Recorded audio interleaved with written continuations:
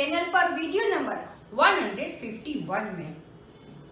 हमारे previous video 150 में हमने डिप्रिशिएशन का चैप्टर कंप्लीट कर दिया। डिप्रिशिएशन का टॉपिक के सारे वीडियोस आप यहां से देख सकते हो, रिवाइज कर सकते हो।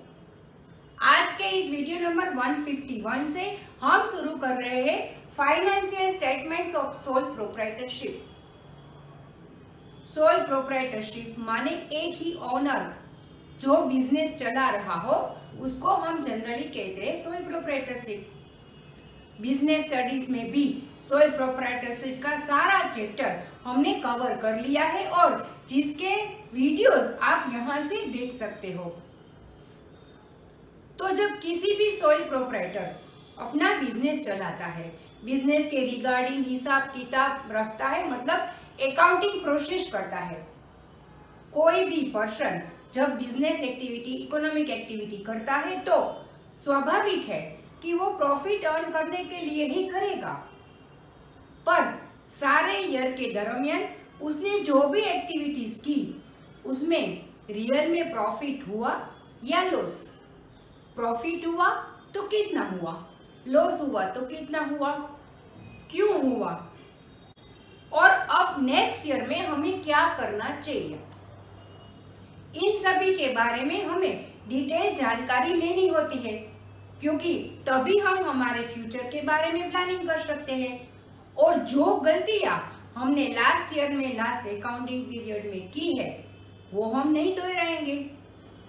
उसके साथ साथ अगर हमें आगे जाना है, किसी नए बिजनेस में जाना है, किसी भी बिजनेस में अपना इन्वेस्टमेंट करना है, इसी इकोनॉमिक एक्टिविटी को, बिजनेस को अगर हमें बढ़ाना है तो इन सब के लिए सबसे पहले हमारे पास इस अकाउंटिंग पीरियड का रिजल्ट होना चाहिए। क्योंकि जब हमें रिजल्ट पता होगा तभी हम एनालाइज करेंगे, तभी हम अपने बिजनेस के रिलेटेड स्वॉट एनालिसिस कर पाएंगे।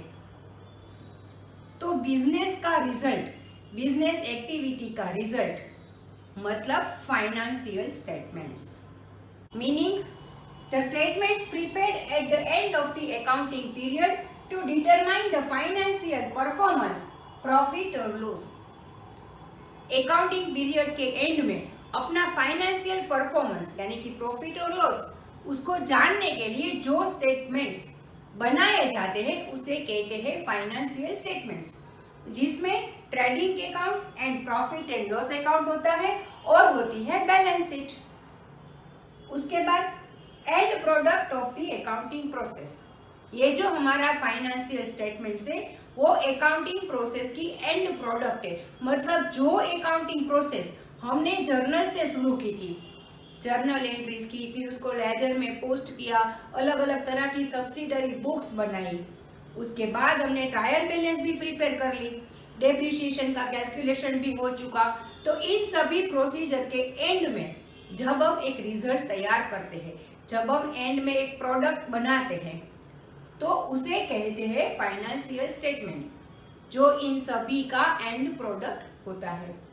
Prepare from the trial balance, हमने ट्रायल बैलेंस वाले चैप्टर में भी कहा था कि ट्रायल बैलेंस के ऊपर से ही फाइनेंशियल स्टेटमेंट बनाते हैं। ट्रायल बैलेंस का फुल चैप्टर देखने के लिए आपको हमारा ट्रायल बैलेंस का प्लेलिस्ट और वीडियो नंबर 136 to 141 को यहाँ से रिवाइज करना होगा। Objectives, first determine net profit and loss, जैसे कि हमने अभी बात की, अपने बिजनेस का प्रॉफिट या लॉस उसको डिटरमाइन करने के लिए ये फाइनेंशियल स्टेटमेंट बनाते हैं। Comparison with previous year, financial statement यानी रिजल्ट, सारे अकाउंटिंग पीरियड का, सारे ईयर का रिजल्ट अब हमारे हाथ में है, जिसे हम अपने प्रीवियस ईयर के रिजल्ट से, प्रीवियस ईयर के फाइनेंशियल स्टेटमेंट से, प्रीवियस ईयर के प्रॉफिट और लॉस से कंपेयर करते हैं। तो हमें पता चलता है कि इस ईयर में हमारे क्या क्या प्लस और माइनस पॉइंट है। Details of expenses and income, सारे अकाउंटिंग पीरियड के दरमियान बिजनेस में जो भी एक्सपेंसेस हुए हैं, जो भी इनकम हुई है, उसकी डिटेल इंफॉर्मेशन हमें फाइनेंशियल स्टेटमेंट से ही पता चलती है। उसके बाद रिजर्व्स, यस ये बात समझनी है, जैसे हम अपनी अर्निंग में से सेविंग्स करते हैं। क्यों करते हैं सेविंग्स? सेविंग्स का मतलब अपनी अर्निंग में से हम थोड़ा पार्ट साइड में रखते हैं। फ्यूचर में कोई भी प्रॉब्लम आए तो वो सेविंग्स हमें काम आती है। उसी तरह से बिजनेस में भी रिजर्व रखा जाता है, जो होता है आउट ऑफ प्रॉफिट। हम फाइनेंशियल स्टेटमेंट बनाते हैं, अपने प्रॉफिट का कैलकुलेशन करते हैं, प्रॉफिट की अमाउंट हमारे हाथ में आती है, तब हम उसमें से अपना रिजर्व डिटरमाइन करते हैं कि हमें कितना रिजर्व रखना है। क्यों रखते हैं रिजर्व? ठीक उसी तरह जिस तरह हम सेविंग्स करते हैं, to meet future uncertainties. Future में बिजनेस रिलेटेड अनसर्टेनिटीज जो भी आ सकती है उसको मीट करने के लिए, यानी कि कोई ऐसे एक्सपेंसेस आ जाए जो हमने सोचा नहीं था, जिसके बारे में हमने किसी भी तरह का प्लानिंग भी नहीं किया है, तो उस खर्चे को, उस एक्सपेंसेस को मीट करने के लिए हम रिजर्व रखते हैं अपने प्रॉफिट में से। And to strengthen financial position of the firm. Yes, अगर इस तरह की कोई भी अनसर्टेनिटीज नहीं आती है, किसी भी तरह का एक्स्ट्रा एक्सपेंस या लॉस नहीं आता है, तो ये जो रिजर्व होता है वो हम अपनी फाइनेंशियल पोजीशन को स्ट्रॉन्ग करने के लिए यूज करते हैं। जैसे हमने सेविंग्स की होती है, जिसको अगर हमने किसी भी तरह के अनएक्सपेक्टेड एक्सपेंसेस में खर्च नहीं किया है, तो उन सेविंग्स का हम किसी भी तरह की नई एक्टिविटी में यूज कर सकते हैं। ठीक उसी तरह से ये रिजर्व्स फर्म की फाइनेंशियल पोजीशन को स्ट्रॉन्ग बनाता है। उसके बाद to plan future activities. Yes, इस साल का हमारा रिजल्ट देखकर हम अगले साल के लिए अपनी बिजनेस एक्टिविटी का प्लान कर सकते हैं। उसके रिगार्डिंग अगर प्रॉफिट हुआ है पर हमने जो एक्सपेक्टेशन की थी उसके मुताबिक नहीं हुआ है, तो उसके लिए क्या करना है? अगर प्रॉफिट हमारे एक्सपेक्टेशन से बियॉन्ड ज्यादा हुआ है तो उसको अब हम कहाँ पे इन्वेस्ट करेंगे? अगर लॉस हुआ है तो उसके लिए हम कौन कौन से स्टेप लेंगे? मतलब फ्यूचर में हम जो एक्टिविटी करने वाले हैं उसके रिगार्डिंग प्लानिंग करने में ये फाइनेंशियल स्टेटमेंट बहुत ही यूजफुल होता है। तो इस ऑब्जेक्टिव्स को लेकर फाइनेंशियल स्टेटमेंट्स बनाए जाते हैं। अब ये जो फाइनेंशियल स्टेटमेंट्स हम बनाते हैं वो ट्रायल बैलेंस के ऊपर से बनाते हैं। मतलब ट्रायल बैलेंस में हमने क्रेडिट साइड, डेबिट साइड कितनी सारी बैलेंसेस डाली है, उन सभी बैलेंसेस को अब हम या तो ट्रेडिंग अकाउंट में ट्रांसफर करते हैं, या प्रॉफिट एंड लॉस अकाउंट में ट्रांसफर करते हैं, या हम बैलेंस शीट में ट्रांसफर करते हैं। तो अब यहाँ पे दो टाइप की आइटम्स होती है। एक होती है जिसका नेचर होता है रेवेन्यू नेचर, और एक होता है कैपिटल नेचर। क्या होता है revenue nature and capital nature, ये हम देखते हैं। जो भी entries which are of revenue nature are transferred to either trading account or profit and loss account. जो भी एंट्रीज रेवेन्यू नेचर की होती है, अब रेवेन्यू नेचर क्या है ये समझते हैं। Benefit of which is consumed और exhausted within the accounting period. Business में काफी सारे एक्सपेंसेस होते हैं, यहाँ पे ऐसे एक्सपेंसेस की बात होती है जो एक्सपेंसेस हम इसीलिए करते हैं कि उस एक्सपेंस से बिजनेस में हम रेवेन्यू जनरेट करते हैं, पर ये एक्सपेंस उसी अकाउंटिंग पीरियड के दौरान ही होता है, मतलब उसी पीरियड के लिए होता है, तब हम उसे रेवेन्यू एक्सपेंस कहते हैं। जैसे कि सैलरी, सारे ईयर में हमने अपने एम्प्लॉइज की जो सैलरी का एक्सपेंस किया है उसे हम रेवेन्यू एक्सपेंस कहते हैं, क्योंकि वो एक्सपेंस साल के लिए ही हुआ है। उसी ईयर में हमने उसका बेनिफिट उठाया है, हमने अपने एम्प्लॉइज को जो सैलरी दी है उससे हमने अपनी रेवेन्यू जनरेट की है, पर एक ही ईयर के टाइम पीरियड के लिए। दूसरे ईयर के लिए अगर हमें वो बेनिफिट चाहिए तो हमें अलग से एक्सपेंस करना होता है।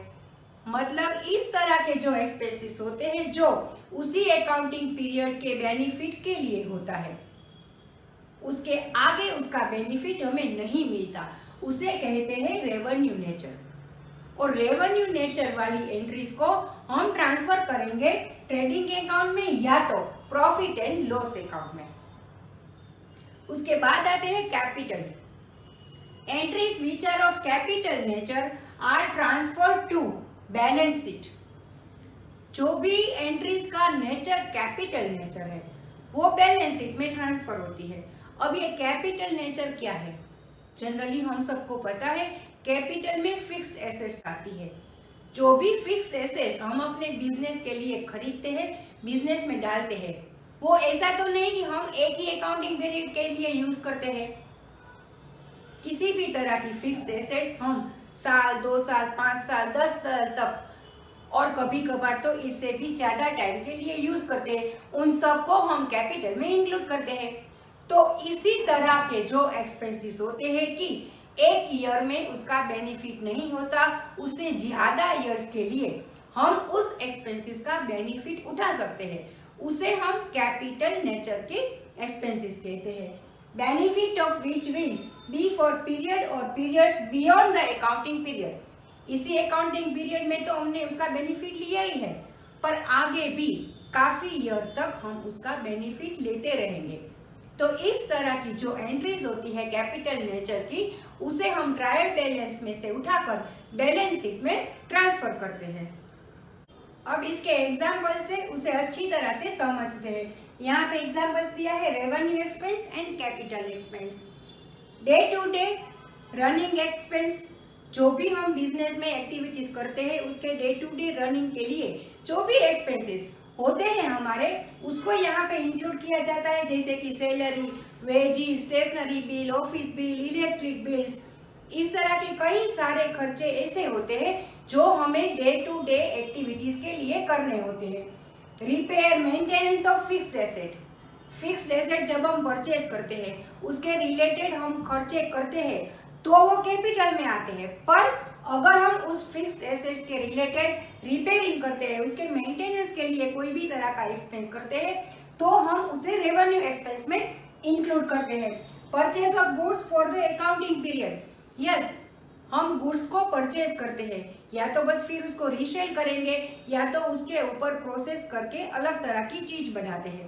पर परचेज ऑफ गुड में जो भी गुड्स हमने इसी अकाउंटिंग पीरियड के लिए यूज की है, उतना अमाउंट ही हम रेवेन्यू एक्सपेंस में काउंट करेंगे। अगर हमारे पास उसमें से स्टॉक बचा है तो उसे हम कैपिटल में डालेंगे। Revenue fees, sorry renewal fees. हाँ, किसी भी तरह की, मानो कि हमने पेटेंट ली है तो पेटेंट लेने का जो खर्चा होता है वो हम कैपिटल एक्सपेंस में इंक्लूड करते हैं, पर अगर दूसरे ईयर हमें उसके रिन्यूअल के रिगार्डिंग फीस पे करनी होती है तो वो आती है रेवेन्यू एक्सपेंस में। उसके बाद डिप्रिसिएशन, हमारा जो डेप्रिसिएशन होता है वो भी हमारा उसी अकाउंटिंग पीरियड का है, सो हम उसे रेवेन्यू एक्सपेंस में इंक्लूड करते हैं।